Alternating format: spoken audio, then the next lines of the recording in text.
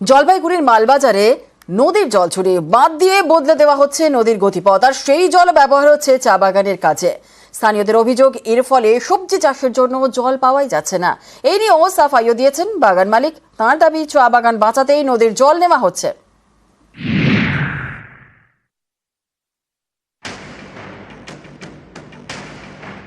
নদীর মাঝে বাঁধ দিয়ে আটকে দেওয়া হয়েছে পাহাড়ি ঝোড়া।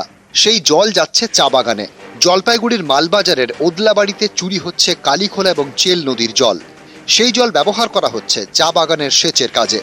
हाँ, नदी का मुख बंद करके यहाँ डैम करके दे जाते हैं। क्यों आप लोग का कुआं नहीं है चाय बागान का?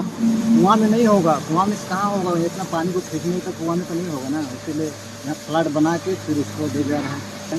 तो इसमें तो आदमी चाष बास तो नहीं कर पाएगा इतना पानी में। नीचे कहाँ क्या चाषबास कर पाएगा। নদীর জল চুরি করছে ওদলাবাড়ির রানীচেরা চা বাগান। স্থানীয়দের অভিযোগ, নদীর গতিপথ বদলে দিয়েছেন চা শ্রমিকরা। এর ফলে চা বাগান লাগোয়া এলাকায় সবজি চাষের ক্ষতি হচ্ছে। सार सब्जी भी लगाने नहीं सक रहा है। अब यहाँ पर पोजीशन खराब है कि हम लोग का यहाँ पे जानवर के लिए पानी नहीं हो रहा है। चाय बागान बंद कर दिया, यहाँ पानी सूख जा रहा है। गोयल सोप्पा सारा पानी को ऊपर बागान में चढ़ा दे रहा है, नदी सूखते आ रहा है। কালীখোলার সঙ্গে মালবাজারের বেশ কয়েকটি নদী যুক্ত।